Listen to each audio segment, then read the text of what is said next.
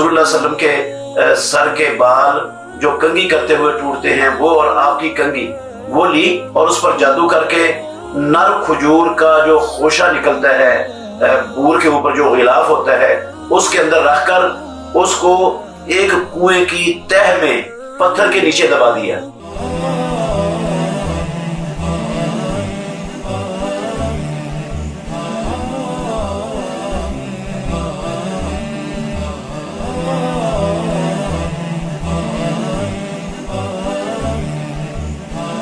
نحمده ونصلي ونسلم على رسوله الکریم۔ رمضان المبارک کا چاند نظر آ چکا ہے، اعلان بھی ہو چکا ہے۔ اللہ کی توفیق سے ہم نے آج تراویح کی نماز ادا کی ہے اور کتاب اللہ کا پہلا پارہ سنا ہے۔ ہمارے اکثر مقامات پر مساجد میں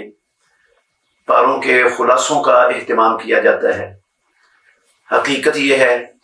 کہ پارے کا خلاصہ 15-20 منٹ میں بیان کرنا یہ ناممکن اور محال ہوتا ہے، تو ہم نے تاکہ لوگوں کو فائدہ بھی پہنچے، انہیں کوئی چیز حاصل بھی ہو جائے، ان کے علم میں بھی اضافہ ہو جائے، ان کی اصلاح اور تربیت کا عمل بھی ہو جائے، اور جو ہے نا وہ کچھ نہ کچھ وہ سن لیں، اس غرض سے ہر پارے میں سے ایک مضمون کی ایک یا چند آیات ان پر انشاءاللہ الرحمن روزانہ بات کیا کریں گے۔ پہلے پارے کی ایک آیت پر آج انشاءاللہ الرحمن بات ہوگی، وہ آیت نمبر ہے سورہ بقرہ کی 102، جس میں اللہ رب العالمین نے فرمایا وَاتَّبَعُوا مَا تَتْلُو الشَّيَاطِينُ عَلَى مُلْكِ سُلَيْمَانَ وَمَا كَفَرَ سُلَيْمَانُ وَلَكِنَّ الشَّيَاطِينَ كَفَرُوا، کہ وہ اہل کتاب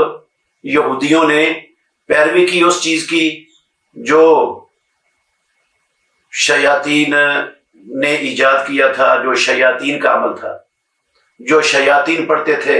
سلیمان علیہ السلام کی حکومت کے زمانے اور دور میں، اس کی انہوں نے پیروی کی۔ اس آیت کریمہ میں اللہ رب العالمین یہ بتلا رہے ہیں کہ یہودی اور عیسائی اہل کتاب بنی اسرائیل خصوصاً وہ رسول اللہ صلی اللہ علیہ وسلم کو پہچانتے تھے کہ آپ صلی اللہ علیہ وسلم اللہ کے سچے نبی اور رسول ہیں، اور ساری علامتیں جو ان کی کتب کے اندر پائی جاتی تھیں وہ ساری رسول اللہ صلی اللہ علیہ وسلم پر صادق آتی تھیں، اس بات پر بھی ان کو یقین تھا، لیکن اپنی عناد، ضد اور ہٹ درمی کی بنیاد پر انہوں نے رسول اللہ صلی اللہ علیہ وسلم کی رسالت کو ماننے سے انکار کر دیا، اور آپ کے خلاف آپ کی دعوت کو روکنے کے لیے وہ میدان میں اتر آئے۔ میدان کے اندر وہ رسول اللہ صلی اللہ علیہ وسلم کا مقابلہ تو نہیں کر سکتے تھے، اس لیے نہیں کر سکتے تھے کہ مقابلہ کرنے کے لیے عقیدے اور ایمان کی قوت جو ہے نا وہ ہو تو پھر قومیں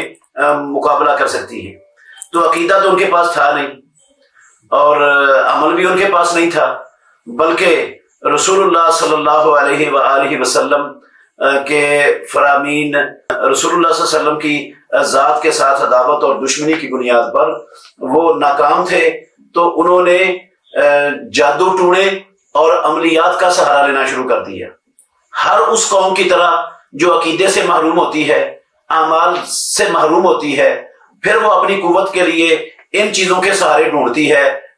یہ عملیات کے اور جادو اور ٹونے کے، تو انہوں نے بھی وہ سہارا ڈھونڈنا شروع کر دیا، اور جب وہ ان سے کچھ نہ بن پایا تو انہوں نے رسول مکرم صلی اللہ علیہ وسلم پر جادو کر دیا۔ لبید بن عاصم یہودی تھا، صحیح بخاری میں بھی موجود ہے اور صحیح مسلم شریف کے اندر بھی یہ روایت تفصیل کے ساتھ موجود ہے۔ رسول اللہ صلی اللہ علیہ وسلم کے سر کے بال جو کنگھی کرتے ہوئے ٹوٹتے ہیں وہ اور آپ کی کنگھی وہ لی اور اس پر جادو کر کے نر کھجور کا جو خوشہ نکلتا ہے بور کے اوپر جو غلاف ہوتا ہے اس کے اندر رکھ کر اس کو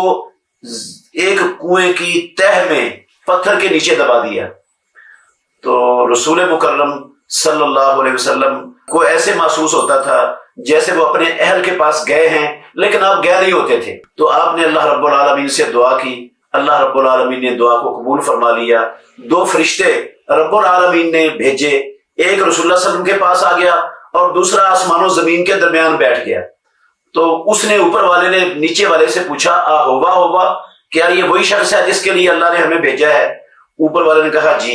اس نے کہا ان کو کیا معاملہ ہے؟ اس نے کہا ان پر تو جادو ہوا ہے۔ یہ کہتا ہے کس نے کیا ہے؟ اس نے کہا لبید بن عاصم یہودی نے کیا ہے۔ کہاں پر کیا ہے؟ آپ کے بالوں میں اور کنگھی میں اور نر کھجور کے خوشے کے غلاف کے اندر چھپا کر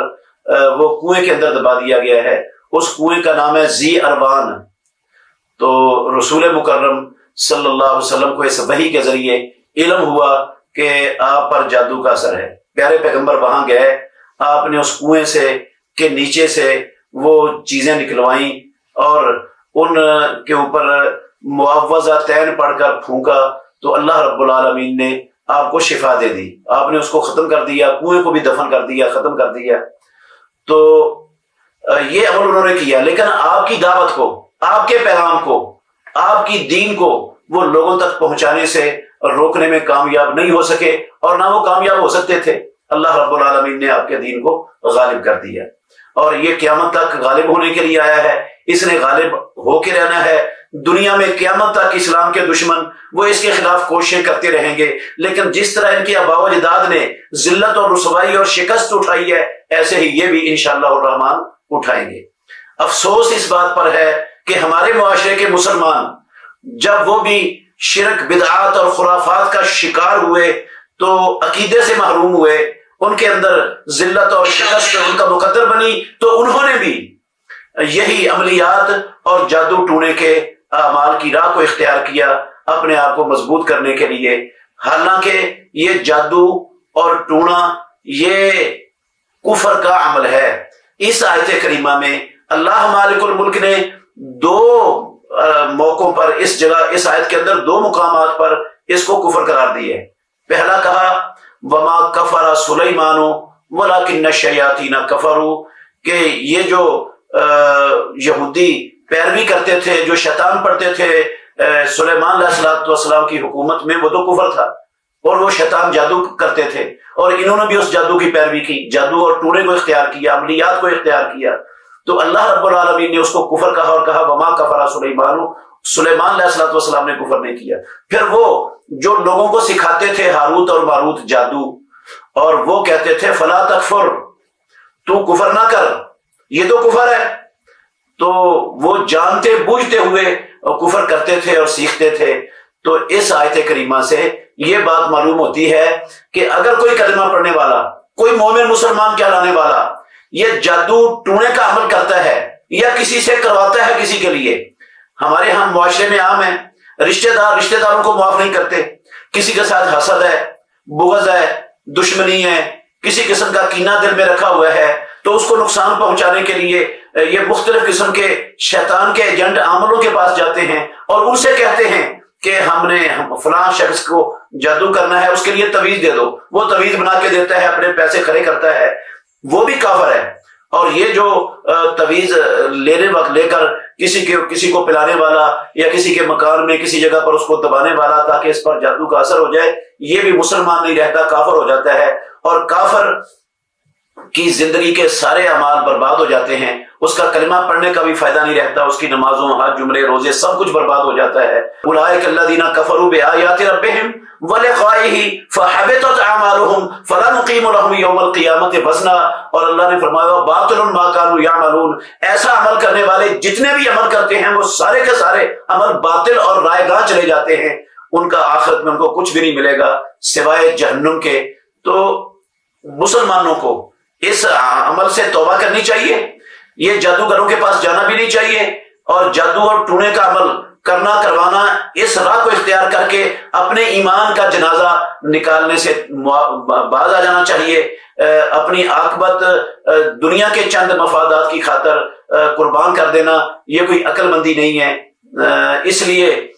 میری گزارش یہ ہے کہ تمام مسلمان کلمہ پڑھنے والے وہ جادو ٹونے کے عمل کرنے اور کروانے سے باز آ جائیں، چھوڑ دیں، جو ہو گیا پہلے پکی سچی توبہ کر لیں، اللہ رب العالمین سے معافی مانگ لیں،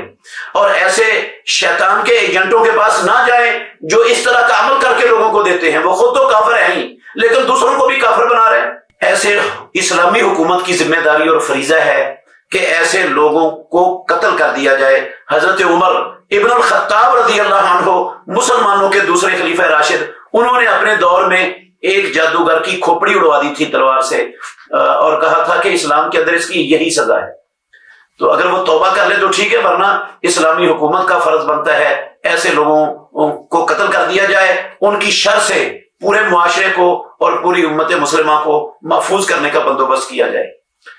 تو ایک حدیث بھی ہے، رسول اللہ صلی اللہ علیہ وسلم نے فرمایا صحیح الجامع الصغیر میں، علامہ ناصر الدین البانی رحمۃ اللہ علیہ نے اس کو صحیح کہا ہے، من تکہن او تکہن لہ او تطیر او تطیر لہ او سہارا او سہر لہ فلیس منا، وہ بندہ ہم سے نہیں ہے جس نے جادو کیا یا اس کے لیے جادو جو ہے نا، کسی کے لیے اس نے جادو کروایا، کسی سے خود کیا یا کسی سے کروایا، امام الانبیاء محمد الرسول اللہ صلی اللہ علیہ وسلم فرماتے ہیں وہ ہم میں سے نہیں ہے۔ اور ایسے ہی جو نحوست پکڑتا ہے یا جس کے لیے نحوست پکڑی جا رہی ہے کسی کے ذریعے، وہ بھی ہم میں سے نہیں۔ اور جو غیب کی خبریں دینے والے یہ عاملوں کے پاس جاتا ہے، ان سے مستقبل کے حالات معلوم کرتا ہے، پیارے پیغمبر نے فرمایا وہ بھی ہم میں سے نہیں ہے۔ تو یہ حدیث بھی واضح دلیل ہے اس بات کی کہ جس کو رسول اللہ صلی اللہ علیہ وسلم نے کہا ہم میں سے نہیں ہے، اس کا پھر کیا تعلق ہوگا محمد الرسول اللہ صلی اللہ علیہ وسلم کی امت کے ساتھ۔ اور جادو کو پیارے پیغمبر نے ان 7 گناہوں میں شمار کیا ہے جن کو پیارے پیغمبر نے کہا اجتنبوا السبع الموبقات، 7 تباہ و برباد کرنے والے جو مومن کی دنیا اور آخرت دونوں جہانوں کو برباد کر دیتے ہیں، ان 7 گناہوں سے بچو۔ ان میں ایک شرک ہے اور ان میں ایک جادو بھی ہے۔